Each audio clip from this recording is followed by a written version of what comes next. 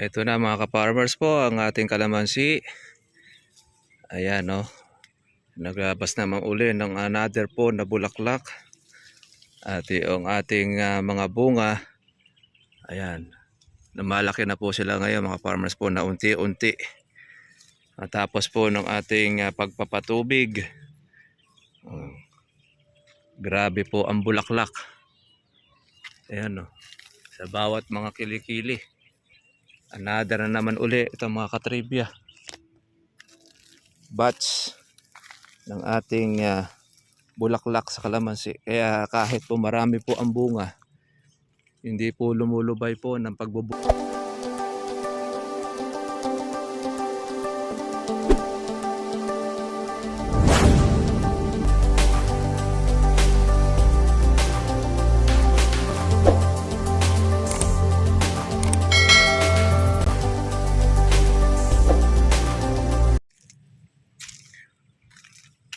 Ito na mga ka-farmers po ang ating kalamansi. Ayan no. Naglabas naman uli ng another po na bulaklak. At yung ating mga bunga. Ayan. Namalaki na po sila ngayon mga farmers po na unti-unti. At tapos po ng ating pagpapatubig. Grabe po ang bulaklak. Ayan no. Sa bawat mga kilikili. Another na naman uli itong mga katribya. Batch ng ating bulaklak sa kalamansi. Kaya kahit po marami po ang bunga, hindi po lumulubay po ng pagbubulaklak ang ating mga kalamansi lahat sa ilalim. Oh. Okay, galit na galit. Ayan no. Isang kapa. Eh, hindi siya tumitigil. Oh. Marami na po siyang mga bunga. Ito na at marami pang mga bulaklak. Kaya patubig po uli. Para po itong ating mga bulaklak na ito ay magtuloy. Yan. Kaya hindi po hadlang mga farmers kahit po ang kalamansi ninyo ay marami pong bunga. Hindi mo siya mapapahinto ng bulaklak. Lalo na kapag ka po itong mga farmers po ay natitigang. Dapat talaga continuous. Yan. Lahat po ng kilikili. Oh. Ito mga katribya po, pambuwan na po ito ng siguro matapos-tapos ang July. Ang mga bulaklak na ito, yung natawag natin na matang hito. Ayan o. Ang kapal po niyan. Kaya mag-i-spray na naman po tayo uli. Another batch. Lalagyan na po natin ito uli mga ka-farmers po ng ating pataba. Para po lumaki po ang bunga ng ating kalamansi. Matapos po natin na mapitas o mahalaw, ito na siya ngayon. Tatanda po tayo ng ating mga baging. Ayan o. Okay, grabe o, galit na galit. Mabilis po matuyo ang kalamansi mga katribya. Yung pong puno ay lupa. Pero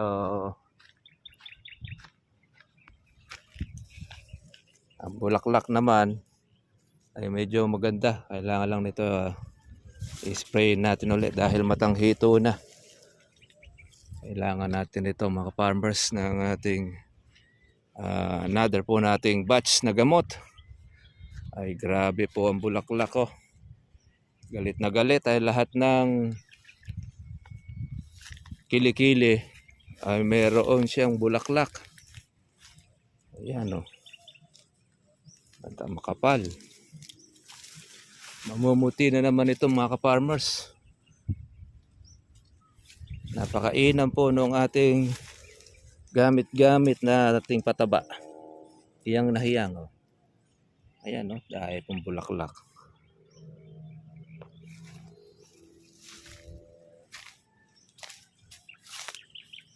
Marami rin po tayong bunga. Oh.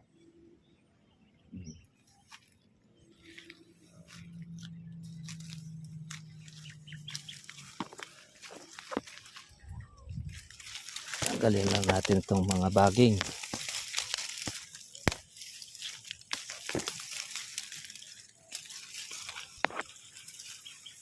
Alam niyo mga ka-farmers, mga ka-trivia, hindi po tayo kumukuha po noong ating mga video footage na malalaki na po ang bunga dahil yung ating po mga kaibigang mga kawatan, mas nauna pa siyang manood.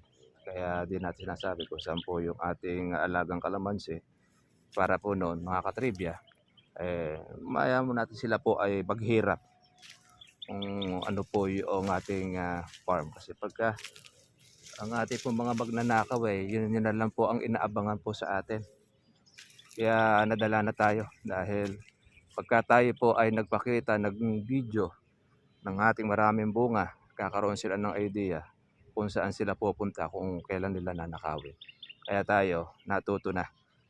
Ito naman, ito yung ating pong isa pong nating farm. Kung saan ito, bahala po sila kung saan sila po maghanap. O yan, napakakapal po ng bulaklak. Grabe. Nakakatawa naman. Lahat po ng kilikili ay mayroon.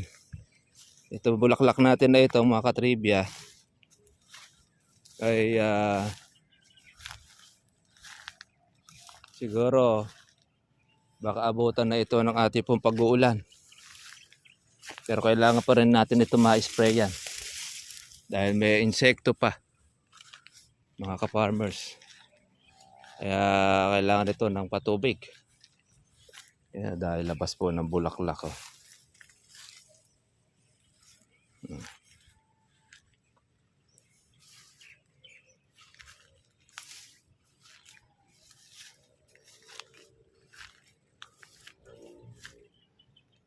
Bilis lang po na matuyo ay sa sobrang init mga ka-farmers. Ang ating kalamansi talagang maglilingguhan talaga ng ating patubig. Dahil dyan grabe. Ang init ng panahon. Kaya naman ang ating mga bulaklak natin ay mga nasa kilikili. Napakakapal. Yan.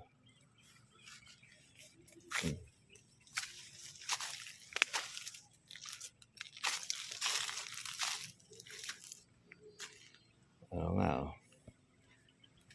kailangan na natin ulit ang ating pagpapatubig.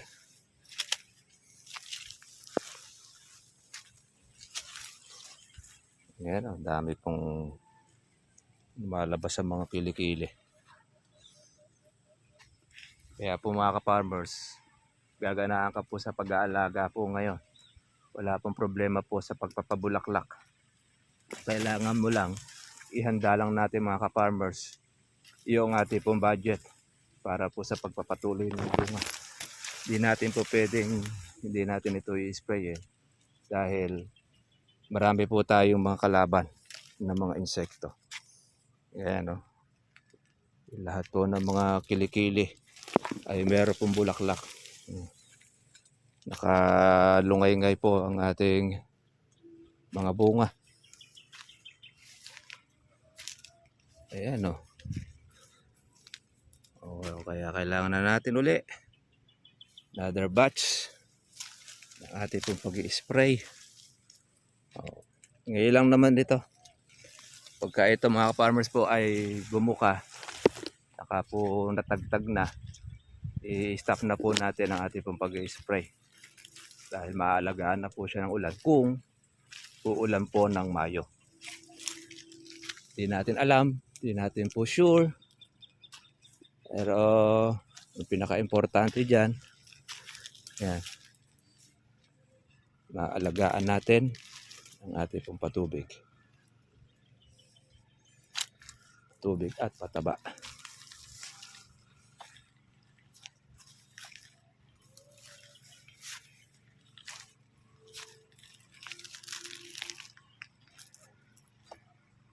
Oh, tatapos ka na ba? Mukhang malalaki na. Malalaki na. Oo, pagkakakuha dyan eh, ma-chechen pa sa presyo sa iyo. Ay, mayroong 2-4. May 2-3. Iba-iba eh. Oo nga, maganda na sa inyo to. Medyo nauna to ng konti, ano. Oo. Eh, lumalabas ulit pa ng bagong bulaklak, ano. Sa bagay. Hindi, may presyo pa rin niya, kahit paano. Para kuha na rin siya. Marami pa na nagtuloy, ano. Oo. Bago magpiyesa dito, nakakuha eh. Oo, makukuha na nga ito. Ay, marami rin eh. Kay Alvin, kay Kuan dito eh, sa kabila. Kasabayan din o kay Bernabe yun eh. Edwin, Oo, kay Edwin. Yung sa akin ay kadaya pang bulaklak. tubig niya sa ito lang. Oo, pantubig na nga ito. Ay, di makaalis si Bernabe sa Sanghulyan. Pag natapos na daw. Oo, dahil bulaklak ko. Natitigan kasi. Eh, sasabugan ko ulit ito ng pataba eh. Para makalaki yung bunga. Sa gawin doon, malaki yung gawin doon. Sa gawin doon, ano. O yun yata yung unang nagbulaklak eh, ano. Hindi, doon na i-stack yung tubig. Doon na i-stack. Oo nga, oh. Eh, Kalaambo eh, ganito lang ang pinitas eh. Kalaambo. Ganyan lang yata yung pinitas nila. Kung 1.9 at saka 1.7 lang daw sila. Oo. Eh, nakuha nga pa nga sila nadali eh. Samantalang 2-3 na kalamansi, no. Masyadong mababa sa kanila. Kaya nga, napagsamantalahan ka ako nung ahente. Ito sa'yo na ito, malaki pag-asa nito. Malaki pag-asa niya. Baka ako dyan na rin halos maglaro eh. Hindi naman bababayan. Hindi na nga eh, wala namang ganong kalamansi eh. Tanim mo muna pala ito, ano? Oo, dalawang tubig pang ano. Ayos Ako natakot ako magtanim dito, baka may masunog eh. Ang ginagawa lang din eh, dapat laging malinis. Oo. Ay gaya nung nakaraan doon, nagsunog doon, nadami yung isang kalamansi. Kaya naman na yun, maganda yung ano nga, hindi na masusunog. Hindi na nga. Eh, siguro sa tagulan ko tataniman itong nasunog dati. Sayang eh. Yung pagita. Sabi ko kay Bernabe, makakagawa pa kami ng 2 tudling din. Maluwang pato eh. Wala, patay mo na yung mga ano. Yung mga puno. Mga kawain na may mga tumutubo sa gawin doon. Oo. Ang mahirap lang kasi dito sa kapit bahay eh. Sa may kapit bahay. Ano lang yan, pagka may nagsunod. Yun nga, nadadami ngayon sa amin. Eh, isang puno namin doon na nadamay. Kaya madalas magsunog dyan sa gawin. Oo. Ito yung namatay rito sa akin. Pagka bago ito rin yan, susunodin mo na. Kaya nga. Marami rin palang nabuhay nung kay Kapitan, ano? Ano ba yung kalamansi? O, kalamansiya. Nalubog rin sa baha eh. Ayan o. Ano kalamansi dito? Kalamansiya. Kaya baka hindi yata tinutubigan ng tauhan, ano? Masyadong mababa yan. Oo, baba eh. Pero may nabuhay yan. Baki na. Dapat Hindi dyan. naman pala yan, hindi na wala na magsusunod pala yan. Oo, wala na. May tanim na eh. Pero nakaraan. Delikado yan dito. Ito ang magiging kuwan na ito. Eh, di ba ito kasama? Kay Edwin pa ba ito? Yung kuwan na? Siguro niya, nabili ko rin ito. Pwede pa linisin yan. No? Maluwang pa yan. May 1 hektarya rin yan. Kasi ng mga family dito. Oo. Kasi Makakadaan niya yun. para, sa Lagubangan, mapupuno yan. Diyan nagdumadayo mga nasasalagubang. Saktong-sakto ka ako. Doon sa kapakang yan ay umulan eh. Baka ako makatikim tayo ng ulan eh. Hindi malibre ng patubig. Oo nga, ayan. No. Sabi ko basal na naman ka ako uli. Tama-tama sa pang-500 niya. Kaya din na rin dahil walang masyadong alaga yan. Maabutan na sa ulan. Maganda rin yun. Maganda rin sa inyo. Lalabas sa uli na panibagong bulaklak eh. Nabugan ko lang, pino lang. Pino. Ay bagay. Bigla rin ng pino eh. Kaya lang, medyo mahina lang din ang kawan. Sandali lang din ang gusar ng pino.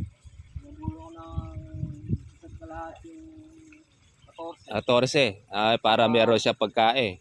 Saka 3 bultong ano. Oo. 3 pino. Magkano ba ngayon na sulfate? Hindi, nabili ko yun sa mga ano eh. Anong mura pa? Hindi yung mga nagbebenta ng ano. Yung kuhan, yung pinagay ng DA. Oo, mura nga lang yun. Dalang ko ako eh. Oo. Nakakuha ko ng 8. Nakamenos ka nga pala na. Ba't tayo hindi tayo nabigyan? Sa mga may ano yun, may bukid. May bukid na tayo, wala ano. Dapat meron tayo dyan, kalamansi. Ay, wala kasi tayong grupo na magkakalamansi eh. Kooperatiba dapat ang kuha natin dyan. Ito yung huling kuha ni Bernabe, tubig. Naglabas sa uli ng balong panibagong bulaklak. Sabi niya, marami pa daw eh. Pero maganda yung may bunga yung gawin mo dun eh. Oo, sa gawin ito, marami doon. Tsaka doon, pati matanda. Malamig ang kamay ni Bernabe sa kawa. Oo. Eh, kakadali siya na kuha dito eh. Mas malaki nga gastos nga lang. Sige. Ayan mga ka-trivia po, yung ating kapitbahay. Mauna po siya pumitas dahil kuha na po yun. Nauna po siya magpabunga. Marami rin po ang kanya pong bunga mga ka-farmers. Ito rin sa atin. Kailangan rin natin dito. Lagyan din po natin ng pataba, organic. Para makalaki po itong palakihin natin. Tsaka mabusog po ng tubig. Nakakatuwa naman, napakarami pong labas po ng bulaklak. Ayan, dahil pang mga bunga. At nakikita naman ninyo, wala po siyang laglag po sa ilalim. Ayan, medyo natitigal lang po sa patubig dahil maluwang po ang tinutubigan ng ating pong katulong dito sa ating kalamansi. Paano mga katribya? Dito na lang po ang ating pong vlog. God bless sa inyo lahat. Sa tuloy-tuloy lang po ang pag-aalaga. Tayo malulungkot. Huwag tayo po mababahala. At ganyan talaga. Kahit nagmahal po ang mga diesel, mga pataba po natin ginagamit, mga insecticide. So, meron tayong magagamit. Una-una, meron tayong lakas na ibinahiram sa atin ng Panginoon. Pagpasalamat po natin sa Diyos. Sana tuloy-tuloy na po ang pagbaba po ng ating diesel para maging continuous na. Tuloy-tuloy at maging normal na po ang trabaho ng ating po mga ka-farmers. Okay mga ka-trivia, kita na po tayo po bukas para sulit po natin vlog. Bye-bye.